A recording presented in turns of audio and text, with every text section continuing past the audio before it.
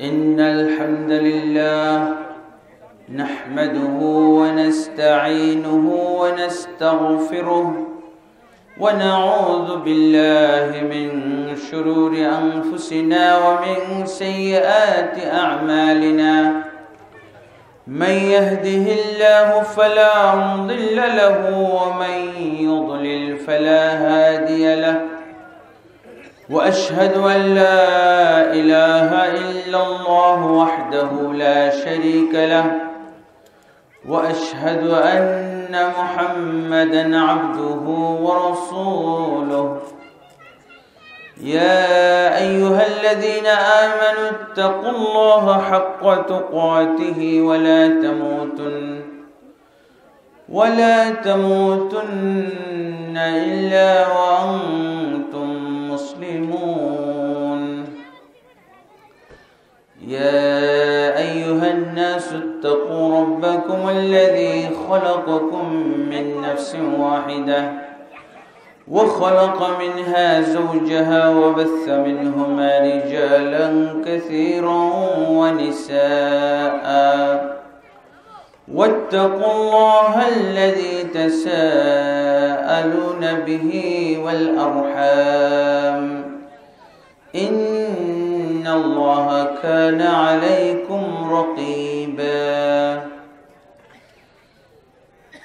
يا أيها الذين آمنوا اتقوا الله وقولوا قولا سديدا يصلح لكم أعمالكم ويغفر لكم ذنوبكم ومن يطع الله ورسوله فقد فاز فوزا عظيما أما بعد فإن خير الحديث كتاب الله وخير الهدي هدي محمد صلى الله عليه وسلم وشر الأمور محدثاتها وكل محدثة بدعة وكل بدعة ضلالة وكل ضلالة في النار أما بعد فاستعيذ بالله من الشيطان الرجيم بسم الله الرحمن الرحيم يرفع الله الذين آمنوا منكم والذين أوتوا العلم درجات وقال سبحانه فاعلم أنه لا إله إلا الله وقال سبحانه اقرأ باسم ربك الذي خلق الإنسان من علق اقرأ وربك الأكرم الذي علم بالقلم وقال النبي صلى الله عليه وسلم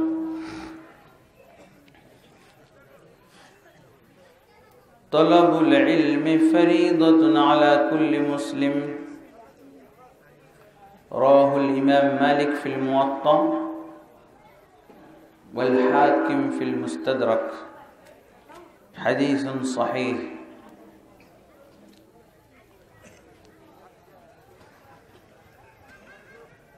সম্মানিত আজকের এই মহতী ইসলামী জলসার সভাপতি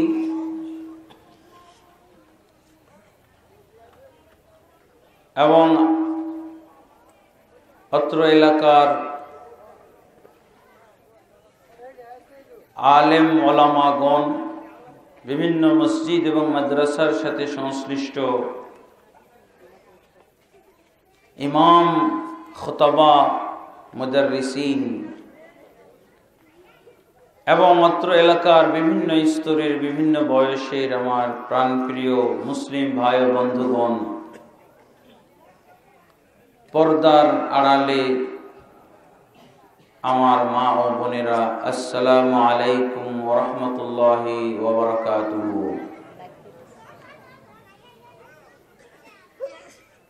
আমি কি ভাষায় আল্লাহ তাবারক ওয়া তাআলার প্রশংসা করব খুঁজে পাচ্ছি না।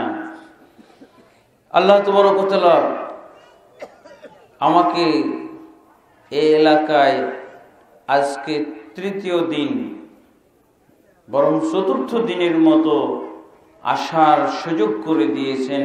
আলহামদুলিল্লাহ, এটা অত্যন্ত আনন্দের বিষয়, গর্বের বিষয়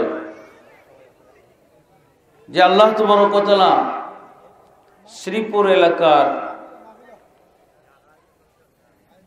ভাইদের ভিতরে আল্লাহ তাবারক ওয়া তাআলা আমার একটা ভালোবাসা সৃষ্টি করে দিয়েছেন। আমিও অত্র এলাকার মুসলিম ভাই বোনদেরকে অন্তরের অন্তঃস্থল থেকে ভালোবাসি। আল্লাহ তাবারক ওয়া তাআলা আমাদের এই ভালোবাসাকে কবুল করুন। দ্বীনের স্বার্থে, তাওহীদের স্বার্থে, আল্লাহর স্বার্থে আমাদের এই ভালোবাসা আল্লাহ তাবারক ওয়া তাআলা কবুল করুন এবং এর মাধ্যমে আমাদেরকে জান্নাত নসিব করুন। আল্লাহুম্মা আমিন।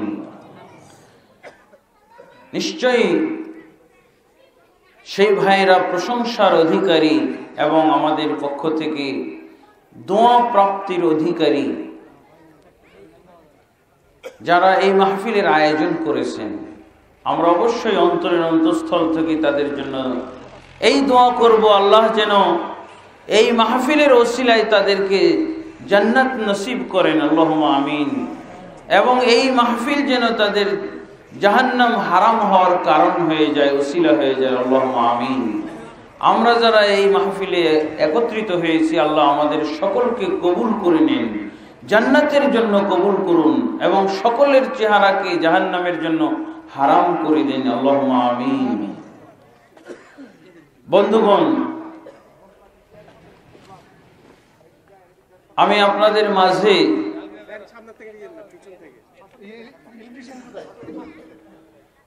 আপনাদের মাঝে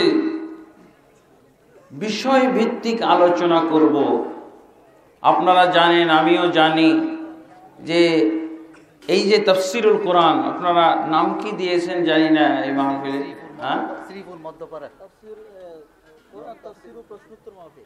কোরআন তাফসীর ও প্রশ্নোত্তর মাহফিল, আলহামদুলিল্লাহ। এবং এটা 3 দিন ব্যাপী, আপনারা জানেন তো, আলহামদুলিল্লাহ। তো আমরা 3 দিন ব্যাপী এই মাহফিলে আসবো। আল্লাহ তাবারক ওয়া তাআলা আমাদেরকে কবুল করুন। আল্লাহুম্মা আমিন। এবং আলহামদুলিল্লাহ, আমি আপনাদের সামনে যে বিষয়ে আলোচনা করব, বিষয়ে আমি আগেই প্রচার করে দিচ্ছি এই বিষয়ের উপরে আলোচনা, এবং ইনশাআল্লাহ আগামীকালকে কি বিষয়ের উপরে আলোচনা করব সেটাও ইনশাআল্লাহ মাহফিল শেষে, আলোচনা শেষে জানিয়ে দেব ইনশাআল্লাহ। আজকে যে বিষয়ে আমি আলোচনা করব সেটা হলো ইলমে দ্বীন, দ্বীনের জ্ঞান, দ্বীন সম্পর্কে জানা, ইসলাম সম্পর্কে জানা। এটা এমন একটা বিষয় যে বিষয়ে আমার মনে হয় কোনো মুসলমানের মধ্যে দ্বিমত থাকতে পারে না। এমন একটা বিষয়, এই বিষয়টা সবারই জানা উচিত, সবারই জানা দরকার। ইলমে দ্বীন, দ্বীনের জ্ঞান, ইসলামের জ্ঞান আহরণ করা, অর্জন করা, জানা, এটা যে সবার দরকার, এই ব্যাপারে কারো দ্বিমত আছে? কোনো মাযহাব, কোনো দেশ, কোনো তরিকা, কারো কাছে এই বিষয়ে দ্বিমত নেই। তো ইনশাআল্লাহ আমি আপনাদের সামনে ইলমে দ্বীন নিয়ে আলোচনা করব এবং ইলমে দ্বীন সম্পর্কে আমাদের জ্ঞান পরিষ্কার করব ইনশাআল্লাহ। দ্বীনের বিষয়ে যাতে কোনো ধরনের জড়তা, কোনো ধরনের অস্পষ্টতা, কোনো ধরনের গ্যাপ না থাকে, মৌলিক জ্ঞানগুলো আমরা জানার চেষ্টা করব ইনশাআল্লাহ। সর্বপ্রথম দ্বীনের গুরুত্ব, দ্বীনের ফজিলত, এই বিষয়ে আমি আলোচনা করব ইনশাআল্লাহ। এরপরে মৌলিক জ্ঞান যেগুলো মুসলমানদেরকে জানতে হবে, শিখতে হবে, সেই বিষয়ে আলোচনা করব ইনশাআল্লাহ। এটা তো অত্যন্ত পরিচিত বিষয়। আলহামদুলিল্লাহ, আল্লাহ তাবারক ওয়া তাআলা কোরআন মাজিদে দিনের জ্ঞান সম্পর্কে, দিনের ইলম সম্পর্কে যে মর্যাদা দান করেছেন, এটা আপনাদের সামনে আগে তুলে ধরব ইনশাআল্লাহ। আমি আসলে আপনাদের আমি আগেই ঘোষণা দিয়েছিলাম যে যারা এই প্যান্ডেলে ঢুকবেন তারা সকলেই আল্লাহর ওয়াস্তে এবং এই তাফসিরুল কোরআনের তাফসিরের এই মাহফিলের আদব রক্ষার্থে আপনারা সকলে বসে যাবেন। আল্লাহ তাবারক ওয়া তাআলা আমাদেরকে তৌফিক দান করুন। বসে যাবেন। ভলান্টিয়ার ভাইরা যদি আপনারা কেউ এই দায়িত্বটা পালন করেন তাহলে সবচেয়ে ভালো হয়। বারবার বক্তার মুখ থেকে এই সতর্কীকরণ বা এই এলান বিজ্ঞপ্তি দেওয়াটা অনেকটা বিব্রতকর অবস্থা, এবং আলোচনার ভিতরে ব্রেকিং চলে আসে, যা হয়তো আলোচনার সৌন্দর্য হারিয়ে দিতে পারে, নষ্ট করে দিতে পারে। আলহামদুলিল্লাহ,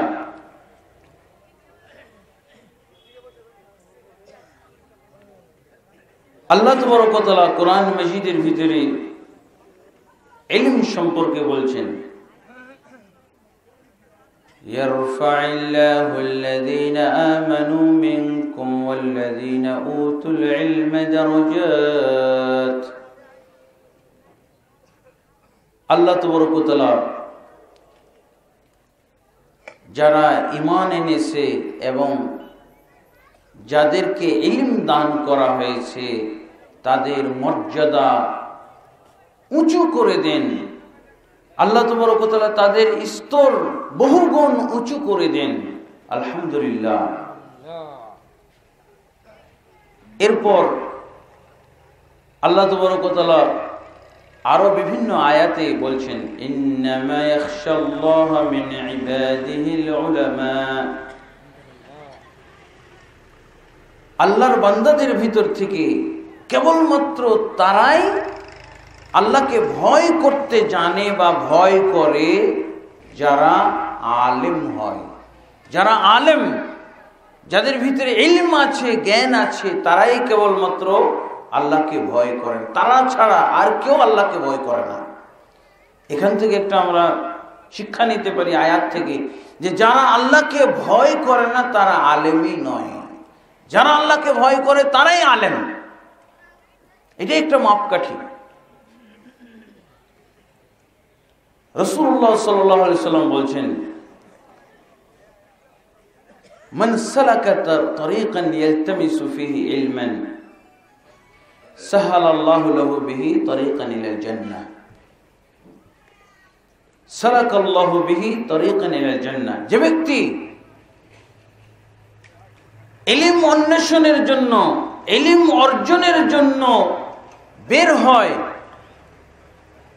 কোন রাস্তায় বিচরণ করে, রাস্তায় চলে, তা আল্লাহ তাবারক ওয়া তাআলা এর মাধ্যমে তাকে জান্নাতের দিকে অগ্রসর করে নেন। জান্নাতের রাস্তা তাকে আল্লাহ তাবারক ওয়া তাআলা দেখিয়ে দেন।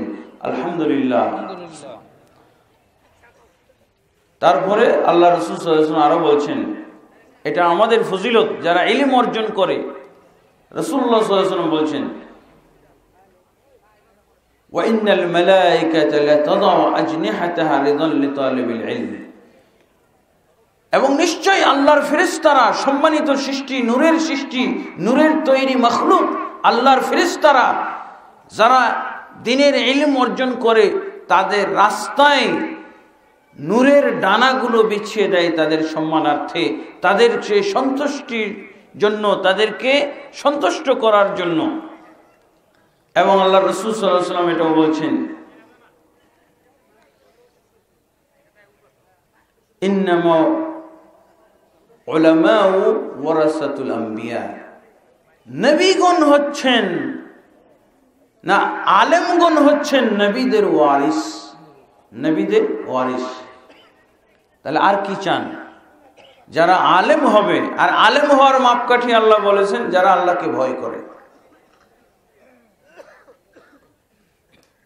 কিন্তু আল্লাহ তাবারক ওয়া তাআলার এই মাপকাঠি আমরা অনেকেই বিশ্বাস করি না, অনেকেই আমরা মানি না। আমরা মনে করি সার্টিফিকেট নিলেই আলেম হয়ে যায়। সার্টিফিকেটধারী, টাইটেল পাস, দাওরা হাদিস পাস করে আল্লাহর দৃষ্টিতে কেউ আলেম হতে পারবে না। আল্লাহকে ভয় করার মাধ্যমে আলেম হতে হবে। আল্লাহকে যে ভয় করে সেই প্রকৃত অর্থে আলেম। ইন্নামা, শুধুমাত্র ইখশাল্লাহ, আল্লাহকে ভয় করে যারা আলেম। তো ইলম অর্জন না করলে, আল্লাহ সম্পর্কে জ্ঞান যাদের নাই, তারা তো আল্লাহকে ভয়ও করতে পারবে না। তাহলে জ্ঞান এবং আল্লাহকে ভয় করা দুইটার সাথে বিরাট একটা সম্পর্ক আছে, আলহামদুলিল্লাহ। তারপরে আল্লাহ রাসূল সাল্লাল্লাহু আলাইহি ওয়াসাল্লাম বলছেন যে আল উলামা ওয়ারাসাতুল আম্বিয়া, আলেমগণ হচ্ছেন নবীগণের ওয়ারিস। এবং সাথে সাথে ওয়ারিস বলতে যে একটা সংশয় উঠে, ওয়ারিস বলা হয় যে সম্পদের যারা পরবর্তীতে মালিক হয়। রাসূলুল্লাহ সাল্লাল্লাহু আলাইহি ওয়াসাল্লাম এই ভুল ভেঙে দেওয়ার জন্য, যাতে আলেমরা যেই ওয়ারিস, এই ওয়ারিসটা সম্পদের ওয়ারিস না। আলেমগণ কিসের ওয়ারিস? রাসূলুল্লাহ সাল্লাল্লাহু আলাইহি ওয়াসাল্লাম এটা ভেঙে দিয়েছেন, বলছেন ইন্নামা লাম ইউরিসু দিনারান ওয়ালা দিরহামান। নবীগণ কাউকে কখনো দিনার দিরহামের ওয়ারিস বানিয়ে যান না। ইন্নামা ওয়ারাসুল ইলমা, নবীগণ যার ওয়ারিস বানায় সেটা হলো ইলমের ওয়ারিস। ইলমের ওয়ারিস মান আখাযাহু আখাযা বিহাজ্জিন ওয়াফির। যে ব্যক্তি ইলম অর্জন করলো, সেই ব্যক্তি পরিপূর্ণ অংশ সে নিয়ে নিল, পরিপূর্ণ মিরাস সে গ্রহণ করলো। যে ব্যক্তি রাসূলুল্লাহ সাল্লাল্লাহু আলাইহি ওয়াসাল্লামের বা নবীগণের ছেড়ে যাওয়া ইলম, নবীগণের ছেড়ে যাওয়া জ্ঞান যারা অর্জন করলো, তারাই প্রকৃত অর্থে পরিপূর্ণ অংশ পেয়ে গেল। আর যারা নবীগণের ছেড়ে যাওয়া জ্ঞান অর্জন করলো না, তারা বঞ্চিত হলো। নবীগণ কিসের জ্ঞান রেখে যান? নবীগণ সবসময়, সমস্ত নবী ওয়াহির জ্ঞান রেখে যান। ওয়াহির জ্ঞান ছাড়া অন্য কোনো জ্ঞানের অধিকারী যদি কেউ হয়, তাহলে সে আলেম হইতে পারবে না। ওয়াহির জ্ঞানের মাধ্যমে আলেম হইতে পারবে। ওয়াহির জ্ঞান ছাড়া আমরা কেউ এটা দাবি করতে পারবো না যে নবীগণ ওয়াহির জ্ঞান ছাড়া অন্য কোনো জ্ঞানের ওয়ারিস বানিয়ে গেছেন। তার মানে আমাদের নবী মুহাম্মদ রাসূলুল্লাহ সাল্লাল্লাহু আলাইহি ওয়াসাল্লাম যদি ইলম দান করে দিয়ে থাকেন, ইলমের ওয়ারিস বানিয়ে দিয়ে থাকেন, তাহলে সেই ইলম কি ইলম? ওয়াহির ইলম। আর ওয়াহি হলো আল কিতাবু ওয়াস সুন্নাহ। কোরআন এবং সুন্নাহ হলো নবীর ছেড়ে যাওয়া জ্ঞানের ভান্ডার। আলহামদুলিল্লাহ, বোঝা গেছে তো? নবী সাল্লাল্লাহু আলাইহি ওয়াসাল্লাম যে জ্ঞান রেখে গেছেন, যেই জ্ঞানের মিরাস রেখে গেছেন, যেই জ্ঞানের ওয়ারিস বানিয়ে গেছেন, সেটা হলো কি? কিতাবুল্লাহি ওয়া সুন্নতি। রাসূলুল্লাহ সাল্লাল্লাহু আলাইহি ওয়াসাল্লাম এটা স্পষ্ট করে বলেও দিয়েছেন, তারাকতু ফীকুম আমরাইন লান তাযিল্লু মা তামাসসাকতুম বিহিমা কিতাবুল্লাহি ওয়া সুন্নতি। এই হাদিসের ব্যাখ্যা হলো এই হাদিস। হাদিস দ্বারা হাদিসের ব্যাখ্যা করা সবচেয়ে নিরাপদজনক। এত বক্তব্যের দরকারই নাই তো। আল্লাহ রাসূল সাল্লাল্লাহু আলাইহি ওয়াসাল্লাম কি বলছেন? লাম ইউরিসু দিনারান ওয়ালা দিরহামান ইন্নামা ওয়ারাসুল ইলম। নবীগণ কখনোই দিনার দিরহাম, টাকা পয়সার মিরাস ছেড়ে যান না, ওয়ারিস বানিয়ে যান না। তারা কিসের ওয়ারিস বানিয়ে যান? তারা ওয়ারিস বানিয়ে যান ইলমের।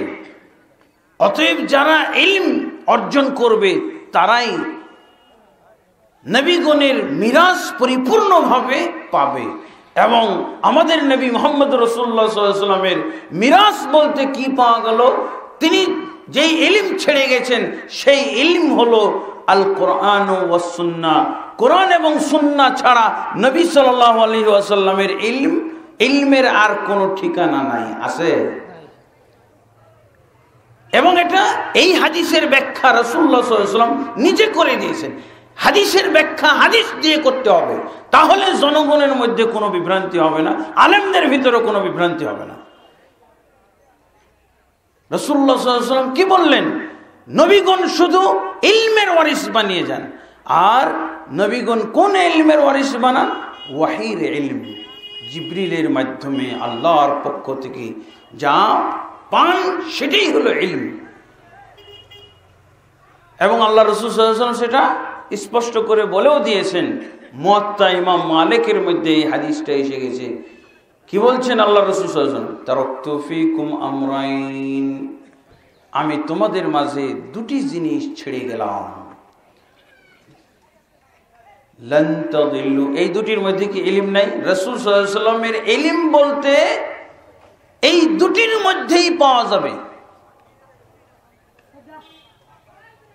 তৃতীয় আরেকটির নাম বলার কোনো উপায় নাই,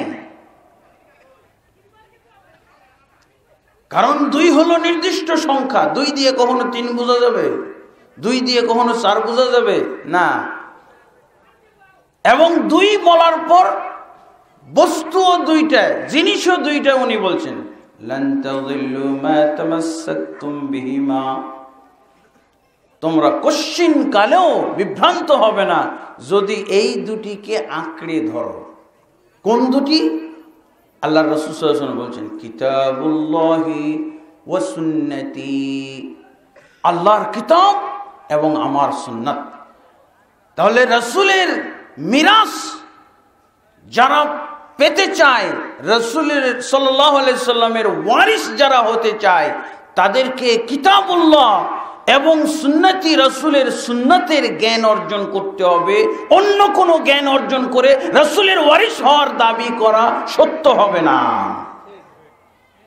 রাসূলের সাল্লাল্লাহু আলাইহি ওয়াসাল্লাম ওয়ারিস হওয়ার একমাত্র জ্ঞান হলো ওয়াহির জ্ঞান।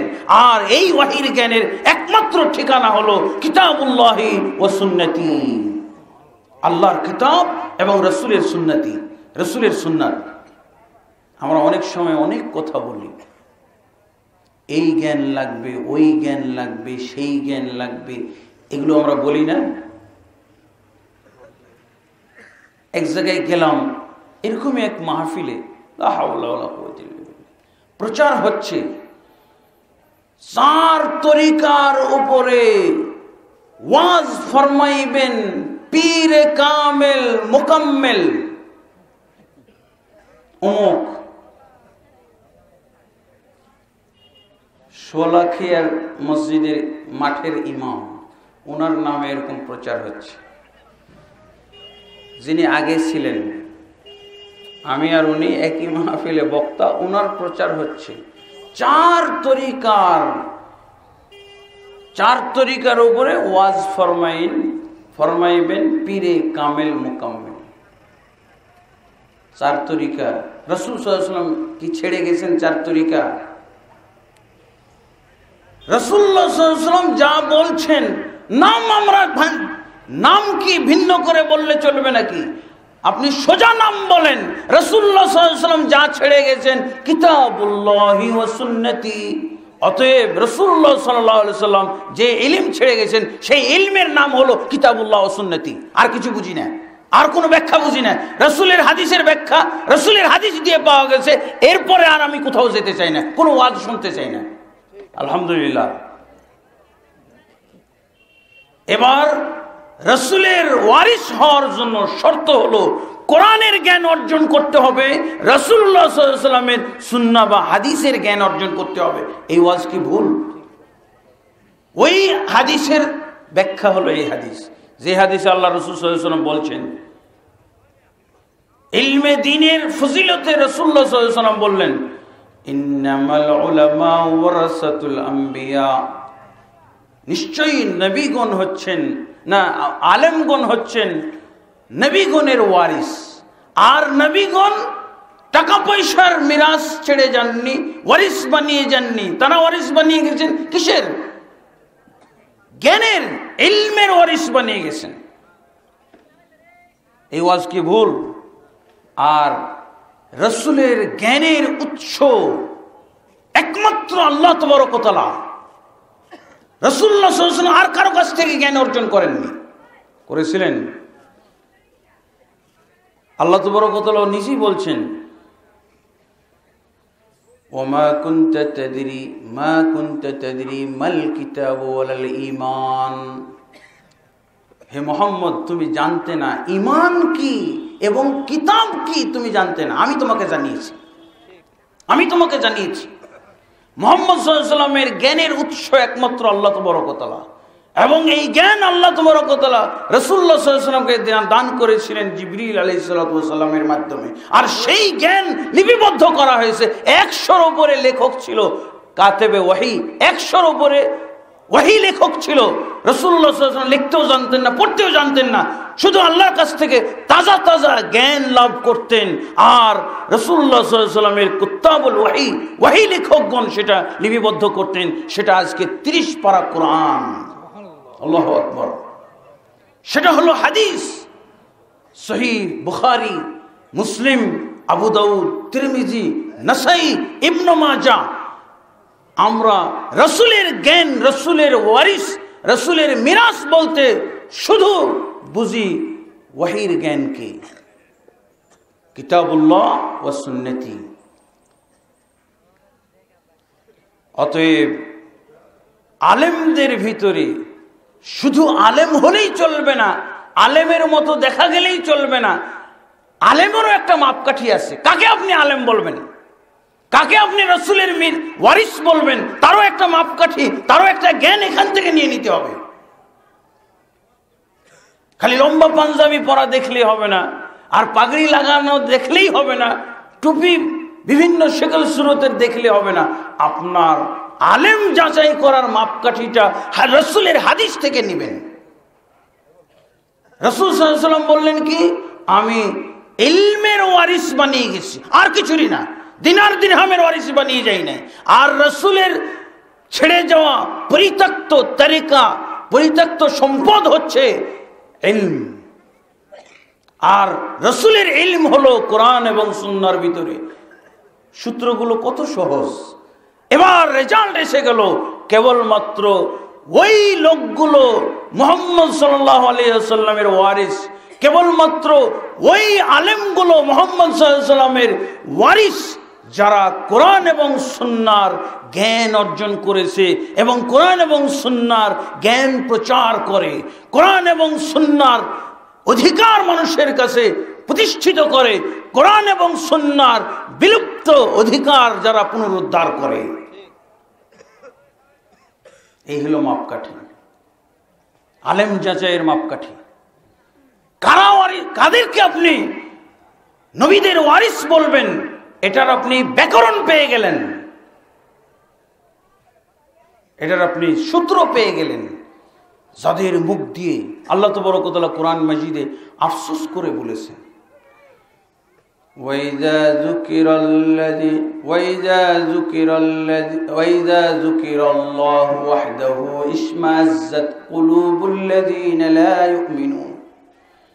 আল্লাহ কোরআন মাজিদে আফসোস করে বলেছেন, وَإِذَا ذُكِرَ اللَّهُ وَحْدَهُ اشْمَأَزَّتْ قُلُوبُ الَّذِينَ لَا يُؤْمِنُونَ بِالْآخِرَةِ وَإِذَا ذُكِرَ الَّذِينَ مِن دُونِهِ إِذَا هُمْ يَسْتَبْشِرُونَ। আল্লাহ কোরআন মাজিদে কি আফসোস করে বলেছেন, বলছেন এক শ্রেণীর মানুষ আছে, তারা যখন আল্লাহ ব্যতীত অন্য ব্যক্তিদের উল্লেখ করা হয়, অন্য ব্যক্তিদের বর্ণনা করা হয়, অন্য ব্যক্তিদের জীবনী আলোচনা করা হয়, আল্লাহ ব্যতীত অন্য ব্যক্তি বস্তুর যখন আলোচনা করা হয়, তখন তারা খুশি হয়ে যায়। আর যখন একমাত্র আল্লাহ তাবারক ওয়া তাআলার বর্ণনা করা হয়, তাদের মনটা সংকুচিত হয়ে যায়। আল্লাহু আকবার। অনেক মাহফিলে শুনবেন আল্লাহর ওয়াজ নাই, কোরআনের আয়াত তাফসীর করা হচ্ছে না, আল্লাহ ব্যতীত আল্লাহর কিছু বান্দার আলোচনা করা হয়। অমুক ওলি আল্লাহ কি করলো, অমুক ব্যক্তি কি করলো, ওই রাবিয়া বাসরি কি করলো, ওই রাবিয়া আদামি কি করলো, ওই ওলি আল্লাহ কি করলো, ওই পীর সাহেব কি করলো, ওই মুর্শিদ কি করলো। দেখছেন আল্লাহ আফসোস করে বলছেন, ওয়াইযা যুকিরাল্লাহু ওয়াহদাহু ইশমাআজ্জাত কুলুবুল্লাযীনা লা ইউমিনুনা বিল আখিরাহ। ওয়াইযা যুকিরাল্লাহু ওয়াহদাহু ইশমাআজ্জাত কুলুব, যখন একমাত্র আল্লাহর জিকির করা হয় তখন তাদের মনটা সংকুচিত হয়ে যায়। আর যখন আল্লাহ বাদ দিয়ে অন্য কোনো ব্যক্তির আলোচনা করা হয়, ব্যক্তি বলতে ধরেন আমি লাগিয়ে দিলাম বড় পীর আব্দুল কাদের জিলানীর কিচ্ছা লাগিয়ে দিলাম, ওই কোন তাপসীর কিচ্ছা লাগিয়ে দিলাম, ওই রাবিয়া বাসরির কিচ্ছা লাগিয়ে দিলাম, ওই মনসুর হাল্লাজের কিচ্ছা লাগিয়ে দিলাম, আর কত মনোযোগ সহকারে শুনি। আর কিতাবুল্লাহর আলোচনা, আল্লাহর কসম করে বলছি, আমি যে আলোচনা আজকে করব এক চুল পরিমাণ কোরআনের বাইরে হাদিসের বাইরে যাওয়ার আমার অভ্যাস নাই। কোনো কিস্সা কাহিনী যে বলেও থাকি তাহলে কোরআনের কিস্সা বলবো আর রাসূলের হাদিসের কিস্সা বলবো, যাতে কোরআন এবং হাদিস থেকে বের হওয়ার কোনো সুযোগ নাই। কোন যদি ব্যক্তির কিস্সা হয়ে থাকে তাহলে সেটাও কোরআন সংশ্লিষ্ট, সেটা হাদিস সংশ্লিষ্ট হতে হবে। কারণ এখানে আল্লাহর একটা আফসোস আছে, বিরাট আফসোস।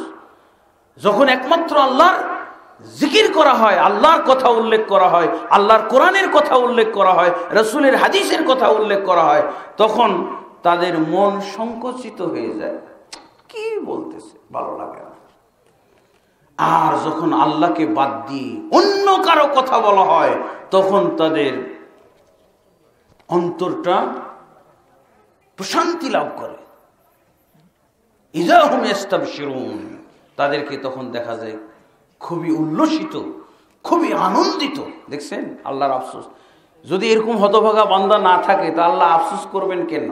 আল্লাহই তো সৃষ্টি করেছেন এবং আল্লাহই এদের গতিবিধি এবং তাদের আচরণ সম্পর্কে জানেন বলে এই আফসোসটা আল্লাহ করেন, কোরআন মাজিদে করেছেন। আজকে যদি কোনো পীর ফকির ওলি দরবেশ এগুলোর আলোচনা না হয়ে যদি শুধু কোরআনের আলোচনা হয়, যেহেতু কোরআনের তাফসীর, শুধু রাসূলের হাদিসের আলোচনা হয়, তাহলে কি আপনাদের মন খারাপ হবে? আলহামদুলিল্লাহ, আপনাদেরকে আমি পূর্ণ অধিকার দিয়ে রাখলাম। অনেকেই তো বলে যে আলেমদের সাথে বেয়াদবি করা যাবে না। কারণ কি? আমি যদি কোরআন এবং হাদিসের বাইরে কোনো কথা বলে থাকি, এটা আপনারা প্রতিবাদ করতে পারেন, প্রতিবাদের আপনাদের অধিকার থাকলো। তবে একটা সিস্টেম আছে। আমি যেমন প্রত্যেকটা কথা কোরআন এবং হাদিসের রেফারেন্স সহ বলবো, আপনি আমার বিরুদ্ধে যখন আপত্তিটা আনবেন সেটাও রেফারেন্স ভিত্তিক হতে হবে। যদি আপনি দেখেন যে রেফারেন্স নাই, আপনি কোরআন হাদিসের দলিল দিয়ে বলতে পারছেন না, তাহলে এই আপত্তি গ্রহণযোগ্য হবে না ইনশাআল্লাহ। তবে আমি এই আশ্বাস দিচ্ছি, আপনাদেরকে ওয়াদা দিচ্ছি, এবং আমি ওয়াদাবদ্ধ, এবং আপনাদেরকে পূর্ণ অধিকার দিয়ে দিলাম, আপনার প্রতিবাদ করবেন। তবে প্রতিবাদের আগে বিষয়টা আপনি দলিল খুঁজে নেবেন। কিসের বলে, কিসের জোরে আপনি প্রতিবাদ করছেন, সেটা কি কোরআন এবং সুন্নাহর জোরে প্রতিবাদ করবেন। আলহামদুলিল্লাহ, তাহলে আমরা আজকে জেনে ফেললাম যে ইলমের উৎস হলো কোরআন এবং সুন্নাহ। ইলমের আলোচনা করতে গেলেই তো আমাদেরকে আগে ইলমের উৎসটা লাগবে। কোন ইলমের জোরে কথা বলবো, কোন ইলম অর্জন করব, যে ইলম অর্জন করতে হবে সেই ইলম পাওয়া যাবে কোথায়? এই জন্য উলামায়ে কেরাম ইলম সম্পর্কে বলতে গিয়ে বলেছেন, আল ইলমু মা ক্বালাল্লাহ ওয়া ক্বালা রাসূলুল্লাহ ওয়ালা আদরি। ইলম হচ্ছে আল্লাহ বলেছেন, এই রেফারেন্সে যা বলবেন এটা হলো ইলম। কালা রাসূলুল্লাহ, রাসূলুল্লাহ সাল্লাল্লাহু আলাইহি ওয়াসাল্লাম বলেছেন এটা হবে ইলম। আরেকটা ইলম বলা হয়েছে, সেটা কি? লা আদরি, আমি জানি না। আমি জানি না বললো, এটা একটা ইলম। কখন বলতে হবে আমি জানি না? আমাকে একটা জিজ্ঞাসা করা হয়েছে। জিজ্ঞাসা করার কিন্তু নিয়ম আছে কোরআন মাজিদে, কোরআন এবং হাদিসে জিজ্ঞাসা করারও নিয়ম আছে। জিজ্ঞাসা করার নিয়মটা কি? যদি ধর্মীয় বিষয়ে জিজ্ঞেস করেন, তাহলে ধর্মীয় বিষয়ে জিজ্ঞেস করলে আপনাকে বলতে হবে যে আপনি আলেম, আপনি কোরআন হাদিস জানেন, আমি কোরআন হাদিস জানি না। আলেম সাহেব বা হুজুর, আমার এই বিষয়, আমার এই সমস্যা, আমার এই মাসলা, এই মাসলায় কোরআন এবং হাদিসে কি আছে এটা আপনি আমাকে দয়া করে বলুন। এই হলো রেফারেন্স। রেফারেন্স সহ জিজ্ঞেস করবেন। আমাদের সমাজে কিন্তু এই নিয়মটা বলা হয় না, বরং এই নিয়মের বিরোধিতা করা হয়। আপনি প্রশ্ন করেও কখনো দায়মুক্ত হতে পারবেন না। আপনি প্রশ্ন করে সঠিক জবাব পাবেন কি করে? যদি আপনি প্রশ্নটা সঠিক করতে জানেন। প্রশ্ন সঠিক করতে জানলে আপনি জবাবও সঠিক পাবেন। আর যদি আপনার প্রশ্নই সঠিক না হয়, তাহলে জবাবও পাবেন না। জবাব পেলে ভুল পাবেন, 2-3 রকমের জবাব পাবেন।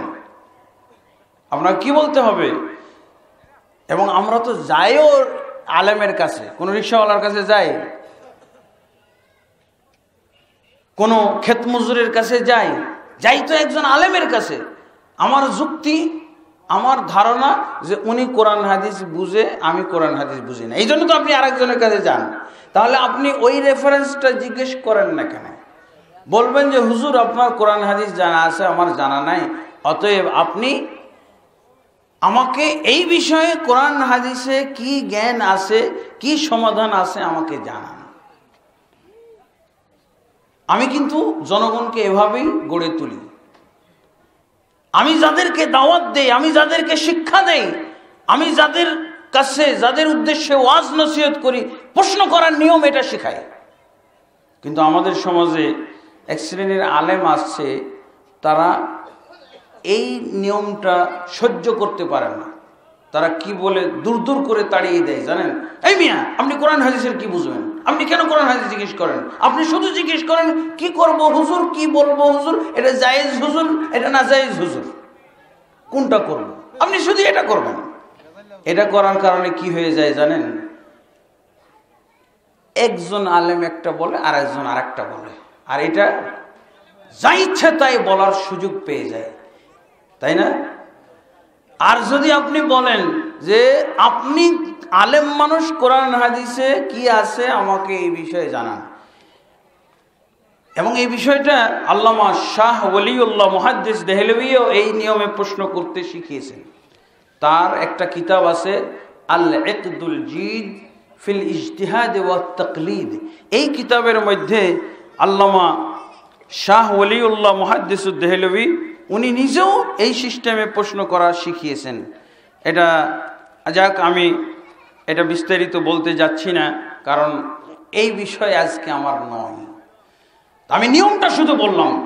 আমার এই নিয়মে প্রশ্ন করার পক্ষে যে ভারতবর্ষের বিশাল আলেম আছে সেটাই শুধু জানাইলাম, যে এই কথা শুধু আমি একাই বললাম না। আল্লামা শাহ ওলিউল্লাহ মুহাদ্দিস দেহলভি উনিও এই কথাটা বলেছেন। তাহলে আমাদের এই সিস্টেমটা জনগণকে এইভাবে প্রশ্ন করলে দূর দূর করে তাড়িয়ে দেওয়াটা ঠিক নয়। কারণ এতে করে আমি নিজে বলগাহীনভাবে জবাব দেওয়ার পথ পরিষ্কার করে নিলাম। জনগণকে আমার কেন, আমি যদি স্বাধীনতা দেই জনগণকে, আমি যদি শিখাই যে জনগণ আপনারা আমাকে এভাবে প্রশ্ন করবেন, আপনার দ্বীনি বিষয়, আপনার ধর্মীয় বিষয়, আপনার ধর্মীয় সমস্যা, ধর্মীয় মাসলা আপনি এসে আমাকে জিজ্ঞেস করেন যে কোরআনে এবং হাদিসে এই বিষয়ে কি সমাধান আছে আপনি আমাকে জানিয়ে দিন। তাহলে কি হলো, ওই আলেম আর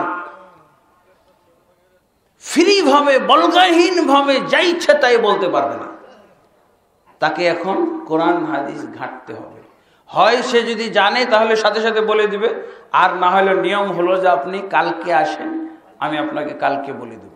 আলহামদুলিল্লাহ, তাহলে সমাজ থেকে ভুল ভ্রান্তি এবং এই যে একাধিক ফতোয়া, একাধিক নিয়মের ক্ষেত্রে, মাসলার ক্ষেত্রে বৈপরীত্য, বৈষম্য, একাধিক প্রশ্ন, একাধিক জবাব, এগুলো শেষ হয়ে যাবে।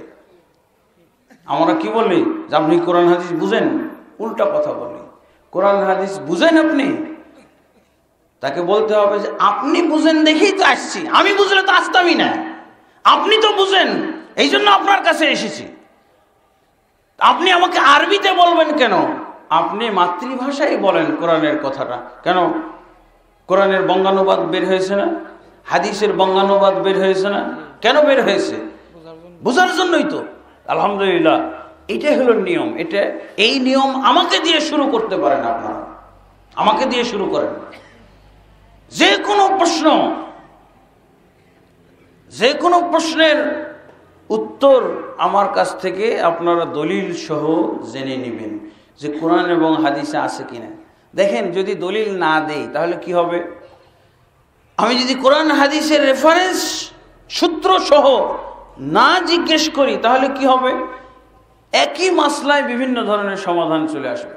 আমাদের সমাজে কি করে, যেহেতু আপনি কোরআন হাদিস জিজ্ঞেস করবেন না তাকে, এই জন্য একজন হাফেজ হলো তাকে যদি জিজ্ঞেস করে যে হুজুর এটার ব্যাপারে কি করতে হবে, তখন উনি বলে দেন আপনি এটা করেন।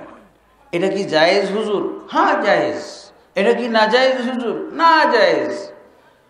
আমার এলাকায়, আমার গ্রামে এরকম ঘটনা ঘটেছে।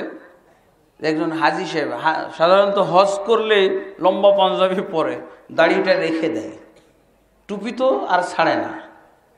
এটাই তো হলো ইউনিফর্ম, আলেমের ইউনিফর্ম হয়ে গেল। হাজি সাহেবের গায়েও এখন আলেমের ইউনিফর্ম। তা আমার গ্রামের ঘটনা বলছি। দেখ, হাজি সাহেব আসছে, তাকে জিজ্ঞেস করছে একজন রোগী যে হুজুর আমি তো রোগী, রমজান মাসে রোজা রাখতে পারি না, তো আমি কি করব? তো বলছে কষ্ট মষ্ট করে শুধু জুমার দিন রোজা রাখবেন, তাহলে হয়ে যাবে। কি হলো? আমার এক বন্ধু মাদানি মদিনা ইউনিভার্সিটিতে লেখাপড়া করেছে, কি চুয়াডাঙ্গা তার শ্বশুর বাড়ি। ওই এলাকায় একটা ঘটনা ঘটেছে, স্বামী স্ত্রী তালাক হয়ে গেছে, নিয়মতান্ত্রিক তালাক। তো নিয়মতান্ত্রিক তালাক হয়ে গেলে বিচ্ছেদ ঘটে যাবে না? তো ওই স্বামী যে তালাক দিয়ে দিয়েছে নিয়মতান্ত্রিক তার স্ত্রীকে, ও কি করছে?